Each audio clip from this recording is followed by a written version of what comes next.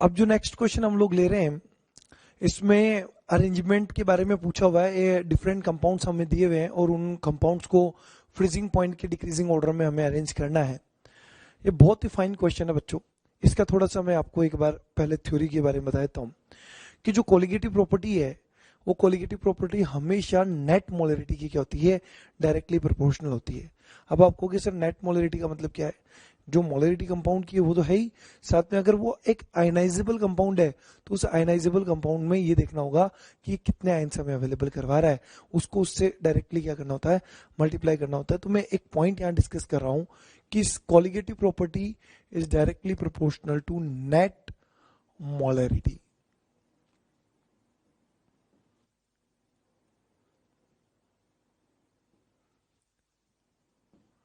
और मेरी तरफ से ये क्वेश्चन 3 स्टार रहेगा क्योंकि बहुत ही अच्छी रेंज का ये क्वेश्चन है।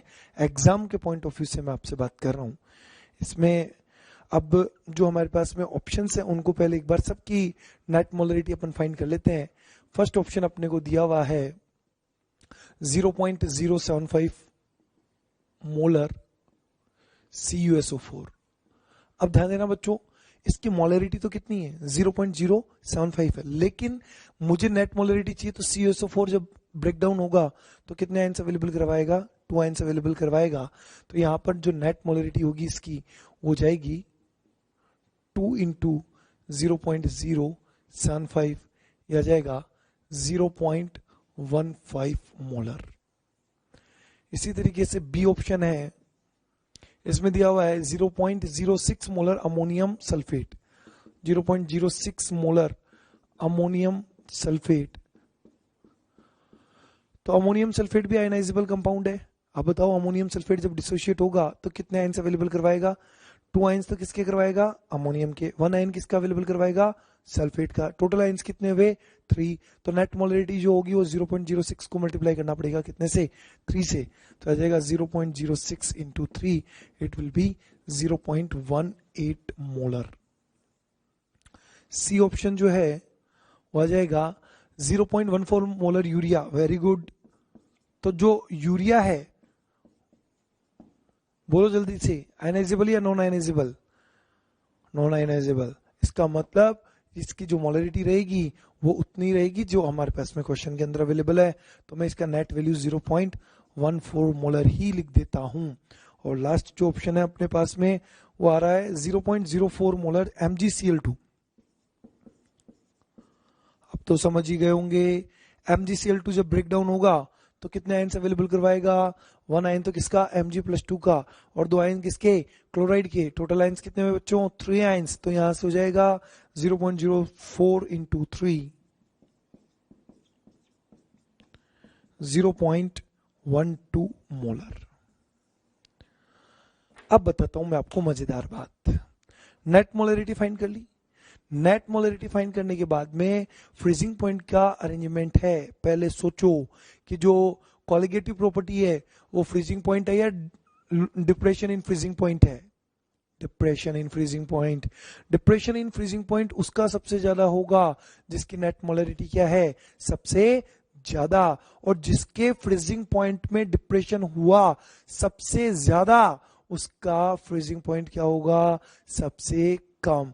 इस हिसाब से मुझे देखना होगा कि जिसकी नेट मोलरिटी ज्यादा उसके फ्रीजिंग पॉइंट में डिप्रेशन सबसे ज्यादा तो उसका फ्रीजिंग पॉइंट सबसे कम, और जिसकी नेट मोलरिटी सबसे कम उसके फ्रीजिंग पॉइंट में डिप्रेशन सबसे कम, यानी कि उसका फ्रीजिंग पॉइंट सबसे ज्यादा। अब सेलेक्ट करते हैं फटाफट से। यहां पर नेट मोलरिटी सबसे ज्यादा किसकी आ रही है, बी ऑप्शन की, और नेट मोलरिटी सबसे कम किसकी आ रही है, डी ऑप्शन की। इसका मतलब जो अरेंजमेंट हमारे पास में आएगा वो डी का सबसे आगे की तरफ आएगा। डिक्रीजिंग ऑर्डर पूछा हुआ है तो डी सबसे आगे। ये फ्रीजिंग पॉइंट का ऑर्डर है। इसके बाद में किसका रहेगा, सी रहेगा, फिर कौन रहेगा, ए रहेगा, और फिर कौन रहेगा, बी रहेगा। अगर मुझे डिप्रेशन इन फ्रीजिंग पॉइंट का ऑर्डर पूछा होता तो जस्ट इसका अपोजिट हो जाता। अभी फ्रीजिंग पॉइंट का ऑर्डर पूछा हुआ है तो this is the order of freezing point. ये फ्रीजिंग पॉइंट का ऑर्डर है। बच्चों 2 जगह ध्यान रखना, एक तो relative lowering in vapour pressure, वही बात वहां पर भी क्या होती है, लोअरिंग होती है। Relative lowering in vapour pressure is directly proportional किसका है, नेट मोलरिटी का। इसका मतलब जिसके लिए सबसे ज्यादा नेट मोलरिटी आएगा उसका वेपर प्रेशर क्या होगा, सबसे सबसे सबसे कम, और जिसका नेट मोलरिटी क्या होगा, सबसे कम होगा, उसका वेपर प्रेशर क्या होगा, सबसे ज्यादा होगा। तो स्पेशली फ्रीजिंग पॉइंट और वेपर प्रेशर का क्वेश्चन अटेम्प्ट करते वक्त जो कोलिगेटिव प्रॉपर्टी है उसको अच्छे से पहले एक बार सोच लो कि मेरे यार ऑर्डर क्या है, कोलिगेटिव प्रॉपर्टी क्या है, और मेरे को अब ऑर्डर किसका पूछा है, डिप्रेशन इन फ्रीजिंग पॉइंट का पूछा है या फ्रीजिंग पॉइंट का पूछा है। अगर डिप्रेशन इन फ्रीजिंग पॉइंट का पूछा है तो जो मेरी नेट मोलरिटी उसके अकॉर्डिंग मैं अरेंज करूंगा, लेकिन अगर मुझे फ्रीजिंग पॉइंट का पूछा है तो इसका मतलब उससे जस्ट मेरा सीक्वेंस अपोजिट जाएगा। बच्चों कई बार बिल्कुल सब कुछ आते हुए भी थोड़ा बहुत ऑर्डर का दिमाग में नहीं रहता, तो ये फ्रीजिंग पॉइंट, ये वेपर प्रेशर, ये आरएलवीपी, इनके जो ऑर्डर होते हैं ये क्या हो जाते हैं, गड़बड़ हो जाते हैं। तो स्पेशली ये क्वेश्चन जो अपन ने सेलेक्ट किया है इसका एक ही रीजन है, एक तो एग्जाम में फ्रिक्वेंटली पूछा गया क्वेश्चन है, और दूसरी बात यहाँ पर गलती होने के चांसेस क्या है, बहुत ज्यादा है। वैसे मैं इन क्वेश्चंस के थ्रू आपको थ्योरी भी तैयार करा रहा हूँ, और इतना मेरा एफर्ट रहेगा कि ऑलमोस्ट पूरी रेंज, पूरी वेराइटीज कवर हो जाएगी। मैं क्या बोलता हूं, अगर एक बार इनको आपने ढंग से अटेम्प्ट किया क्लासेस को, और उसके बाद में अपने इन्हीं सीक्वेंसेस पर कुछ क्वेश्चंस रेगुलर अपने साथ में करते गए तो गारंटीड बोल रहा हूं इनमें से कोई क्वेश्चन गलत होने का चांसेस नहीं होगा। अब जो नेक्स्ट क्वेश्चन हम लोग देख रहे हैं इसमें ऑस्मोटिक प्रेशर का आप लोगों को एक अरेंजमेंट करना है, सीक्वेंस वही है, लेकिन इस वाले केस के अंदर आप देखोगे कि 3 कंपोनेंट दिए हुए हैं, ग्लूकोज है, यूरिया है, सुक्रोज है, और तीनों ही क्या है, नॉन इलेक्ट्रोलाइट है। तो जो अपना नेट मोलरिटी वाला कॉन्सेप्ट है वो तो यहाँ पर अप्लाई होने वाला है नहीं। तो अभी क्या करना पड़ेगा, हमें पता है कि ऑस्मोटिक प्रेशर पाई जो होगा इट इज इक्वल टू क्या होता है, CRT। अब यहाँ पे पाई इक्वल टू क्या होगा, weight of solute upon molecular weight into volume इन, अगर ml में दिया हुआ है तो ऊपर क्या जाएगा 1000 इंटू R इंटू टी। ध्यान देने वाली बात है बच्चों, ध्यान से समझना, यहां पर क्वेश्चन के अंदर टेम्परेचर सेम दिया हुआ है, इसका मतलब टेम्परेचर वाला फैक्टर तो काम करेगा नहीं। R ऑलरेडी क्या है, कांस्टेंट है। वॉल्यूम सभी के लिए क्या दिया हुआ है, सेम दिया हुआ है। वेट सभी का कितना दिया हुआ है, 1 ग्राम दिया हुआ है, 1000 वैसे भी क्या है, कांस्टेंट है। तो इस पर्टिकुलर क्वेश्चन के लिए जब मैंने फॉर्मूला को एनालिसिस किया, ये सीक्वेंस कैसे सेट करते हैं इसका मैं आपको एक तरीका सिखा रहा हूं। अलग अलग मेथड्स हम लोग ले रहे हैं, उनमें अलग अलग वैरायटीज के क्वेश्चंस को देखने का फायदा यही होगा। इसका जो सीक्वेंस सेट करोगे पाई, it is inversely to the molecular weight. अब आपके पास में 3 कंपोनेंट है, ग्लूकोज का मॉलिक्यूलर वेट कितना है, 180 है, यूरिया का कितना होगा, 60 होगा, और सुक्रोज का कितना होगा, 342। यानी जिसका मॉलिक्यूलर वेट सबसे ज्यादा उसका ऑस्मोटिक प्रेशर क्या होगा, सबसे कम। ठीक है, चलो आ जाओ, इधर आ जाएगा। सबसे पीछे कौन चला जाएगा, सुक्रोज वाला मतलब P3, उसके बाद में ग्लूकोज वाला मतलब P1, और सबसे ज्यादा जो ऑस्मोटिक प्रेशर होगा वो कौन का होगा, यूरिया का P2। तो फाइनल आंसर P2, फिर P1 और फिर P3।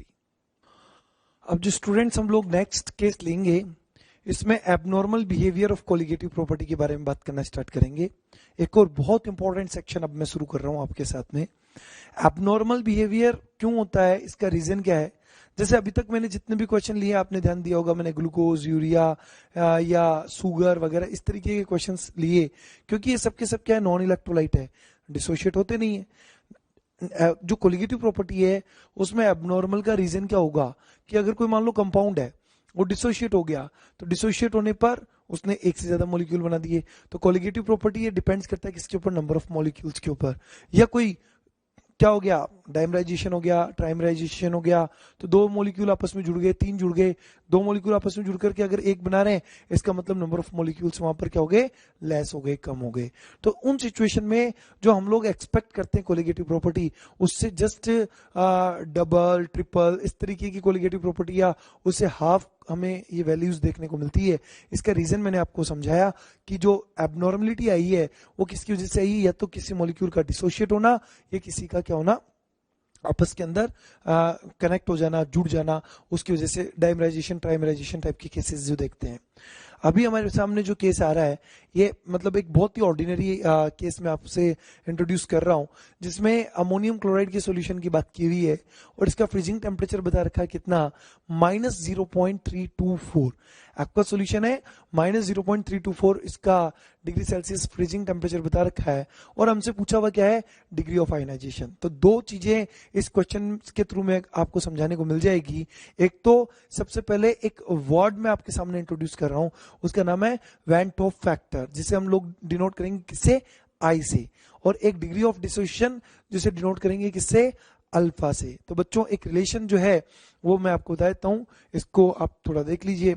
यहां पर जो वेंट ऑफ फैक्टर आई होता है, it is equal to 1 minus alpha plus n alpha. मैं समझा दूंगा अभी आपको कि यहां पर देखो आई क्या है, वेंट ऑफ फैक्टर है, अल्फा क्या है, degree of dissociation, and sometimes इसको डिग्री ऑफ आयनाइजेशन भी बोल के चलेंगे। यहां पर एन क्या है, एन एक मॉलिक्यूल जो है वो टूट करके कितने आयंस हमें अवेलेबल करवा रहा है, वो उसका नंबर कहलाएगा। जैसे अमोनियम क्लोराइड बताओ किस में डिसोशिएट होगा, NH4 positive and Cl negative. तो वन मॉलिक्यूल जो है वो डिसोशिएट होकर के कितने आयंस अवेलेबल करवा रहा है, 2 आयंस अवेलेबल करवा रहा है। तो यहां पर जो एन वैल्यू आएगा वो कितना आ जाएगा, 2 आ जाएगा। तो NH4Cl की बात चल रही है, TF दिया हुआ माइनस का 0.324, तो डिप्रेशन इन फ्रीजिंग पॉइंट कितना हो जाएगा, 0.324। तो वैल्यू पुट करूंगा, डेल्टा TF इसको ध्यान देना, अभी तक हर बार क्या लिख रहा था, KF इंटू स्मॉल m, लेकिन जब भी कभी एबनॉर्मल बिहेवियर की बात आएगी या किसी इलेक्ट्रोलाइट से रिलेटेड बात चलेगी, तो इलेक्ट्रोलाइट के क्वेश्चन के टाइम पर हमेशा एक टर्म यूज करनी है जिसको बोलेंगे I। तो यह जाएगा I into KF into small m, यानी कि एबनॉर्मेलिटी के टाइम पर I को मत भूल जाना, ठीक है। तो यहां से डेल्टा TF क्वेश्चन में अवेलेबल है 0.324 इसको टू आई डोंट नो कितना है, KF वैल्यू क्वेश्चन में दी हुई है कितनी, 1.8, और अगर क्वेश्चन में 1.8 नहीं दी हुई होती तो बोलो क्या वैल्यू लेते, वाटर के लिए KF वैल्यू क्या बताया आपको, 1.86। तो यहां पर अभी तो खैर 1.8 लेना है, स्मॉल m हमें क्वेश्चन में बोला हुआ है 0.1 मोलल है, तो ये लीजिए 0.1 मोलल। यहां से I का जो वैल्यू आएगा इसे कैलकुलेट करेंगे, आ जाएगा 0.324 अपॉन ये वैल्यू आ जाएगी 0.18, इसे कैलकुलेट करने पर 1.8 वैल्यू आ जाएगा। अब मैंने I का वैल्यू पुट करना है 1.8 इक्वल्स टू फॉर्मूला क्या है, 1 माइनस अल्फा प्लस NH4Cl के लिए n वैल्यू कितना पुट करोगे, 2 alpha minus alpha plus 2 alpha कितना, 1 अल्फा। तो आ जाएगा 1.8 equals to 1 plus alpha, alpha कितना आ जाएगा 0.8। मैं क्या बोलता हूं, फ्रैक्शन में अगर वैल्यू आ रही है 0.8 तो percentage of degree of ionisation कितना हो जाएगा, यस 80%। तो ये वेंट ऑफ फैक्टर और डिग्री ऑफ आयनाइजेशन का एक इंट्रोडक्टरी क्वेश्चन है। अब इसकी रेंज बढ़ती चली जाएगी, तो इन क्वेश्चंस के थ्रू आपको ये जो वेंट ऑफ फैक्टर का पूरा केस है वो भी मैं एक्सप्लेन करूंगा।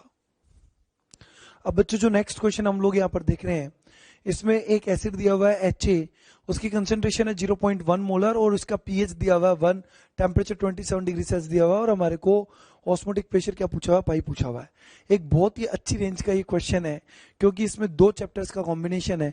पीएच दे दिया तो डेफिनेटली आयनिक इक्विलिब्रियम का कुछ कॉन्सेप्ट यहाँ पर यूज करना पड़ेगा, और साथ साथ में सॉल्यूशन का तो कॉन्सेप्ट चल ही रहा है, ऑस्मोटिक प्रेशर की बात चल रही है। तो चलो आओ अब इसे सोल्व करते हैं। तो देखो HA को जब हमने डिसोशिएट किया तो क्या बनेगा, H पॉजिटिव A नेगेटिव। ये सिंपल सी एक अप्रोच रहेगी, इनिशियल कंसंट्रेशन C मानते हैं तो C0 फिर क्या होगा C minus C alpha C की वैल्यू कितनी दी हुई है 0.100, C माइनस C अल्फा मतलब 0.1 माइनस 0.1 अल्फा। तो H प्लस N की जो कंसंट्रेशन है वो कितनी आ रही है अपने पास में 0.1 अल्फा। बच्चों एक बात का ध्यान रखना, H पॉजिटिव और पीएच में क्या रिलेशन है, जो पीएच है it is equal to minus log of H positive. तो जो H पॉजिटिव है वो क्या होगा 10 to the power minus pH, अपन ने इसका एंटी लॉग किया और क्योंकि माइनस लॉग है तो साइन क्या आ जाएगा, माइनस आ जाएगा। तो 10 to the power minus pH किसका वैल्यू है, H प्लस का। पीएच कितना दिया हुआ है क्वेश्चन के अंदर, 1 दिया हुआ है, तो H प्लस कितना हो जाएगा 10 टू द पावर माइनस 1, इसका मतलब कितना हो गया 0.1। तो यहां पर देखो मैंने H प्लस आयन की कंसंट्रेशन को कितना पुट किया है, 0.1 पुट किया है, इसको टू 0.1 इंटू अल्फा कैलकुलेट करूंगा तो अल्फा का वैल्यू कितना आ गया 1। रिलेशन अभी पिछले क्वेश्चन में आपको समझाया था, van't Hoff factor I equals to 1 minus alpha plus n alpha. तो यहाँ देखो alpha is I equals to 1 minus alpha plus n alpha. Alpha का वैल्यू कितना स्टूडेंट्स 1 है, 1 माइनस 1 प्लस एन का वैल्यू कितना 2। सिखाया ना आपको, अरे सिखाया ना। एन का वैल्यू कितना आएगा, कैसे आएगा, एच ए डिसोशिएट हुआ, इसका 1 मॉलिक्यूल डिसोशिएट होकर के बोलो क्या दे रहा है, H positive and A negative. इसका मतलब कितना एन की अवेलेबिलिटी करवा रहा है 2, इसलिए एन का वैल्यू कितना आ जाएगा 2, ये आ गया 2। तो आ जाएगा 1 माइनस 1 प्लस 2 इंटू 1। तो आपके पास में आई का वैल्यू कितना आ जाएगा 2। लेकिन क्वेश्चन में आई थोड़ी पूछा है, आई तो क्वेश्चन की रिक्वायरमेंट है, जो हमारा सॉल्यूशन चल रहा है उसकी रिक्वायरमेंट है। पाई इक्वल्स टू, अब क्या लगाएंगे फॉर्मूला आईसीआरटी। तो यहां से पाई इक्वल्स टू आईसीआरटी में पुट कर रहा हूं, तो यहां पर आई का वैल्यू कितना 2, सी कंसंट्रेशन 0.1, आर का वैल्यू 0.0821, टेम्परेचर कितना दिया हुआ है 27 डिग्री सेल्सियस। बोलो 27 यूज ले लोगे या केल्विन में कन्वर्ट करोगे, डेफिनेटली केल्विन में कन्वर्ट करोगे। कितना हो जाएगा 300, तो यहां से आ जाएगा मल्टीप्लाइड बाय 300, कैलकुलेट करोगे तो 4.926 एटमॉस्फेयर परफेक्ट इसका आंसर आएगा। एक बहुत ही अच्छा क्वेश्चन है, मुझे बहुत अच्छा लगता है ये क्वेश्चन, तो क्योंकि एग्जाम में पूछा हुआ है तो डेफिनेटली अच्छा लगना ही है। तो बच्चों इस तरीके की जो भी रेंज आएगी उसको अब आप तैयार कर सकते हो। अभी काफी सारी ऐसी अलग अलग वेराइटीज आपको दिखाने वाले हैं जिसमें abnormal behaviour of colligative property, मैं क्या बोलता हूँ कोलिगेटिव प्रॉपर्टी की इतनी रेंज आपको दिखाऊंगा जिससे कितनी भी प्रोबेबिलिटी बने क्वेश्चन की, वो सारी प्रोबेबिलिटी आपकी क्या होगी, बिल्कुल अच्छे से तैयार हो जाएगी।